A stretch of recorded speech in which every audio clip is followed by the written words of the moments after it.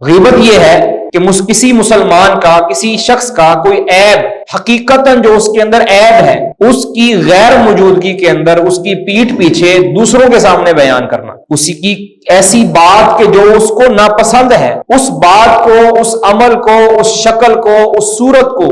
دوسروں کے سامنے بیان کرنا، اس کو کہتے ہیں غیبت۔ اور رسول اللہ صلی اللہ علیہ وسلم نے اس کی تعریف خود فرمائی، صحیح مسلم کے اندر ہے، سیدنا ابو ہریرہ فرماتے ہیں کہ رسول اللہ صلی اللہ علیہ وسلم فرمایا اتدرون والغیبہ، آپ جانتے ہیں کہ غیبت کیا ہے، غیبت کی تعریف کیا ہے، اس کا علم ہے؟ پھر آپ صلی اللہ علیہ وسلم خود فرمایا ذکرک اخاک بما یکرہ، آپ اپنے بھائی کی وہ بات جو اس کو ناپسند ہے، وہ بات کسی کے سامنے کریں، یہ غیبت۔ صحابہ نے پوچھا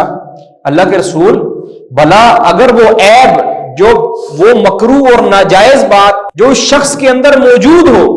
وہ ہم کریں، اس کو بھی غیبت کہیں گے؟ اللہ کے رسول نے فرمایا کہ اگر وہ بات جو آپ دوسروں کے سامنے کر رہے ہیں اگر وہ اس کے اندر واقعتاً موجود ہے، فرمایا یہی تو غیبت ہے۔ اور اگر وہ بات اس کے اندر موجود نہیں ہے، وہ عیب اس میں موجود نہیں ہے، لیکن آپ اس کو اس کا عیب بنا کر دوسروں کے سامنے بیان کرتے ہیں، فرمایا فقد اغتبتہ، پھر تو آپ نے اس پر بہتان باندھا ہے۔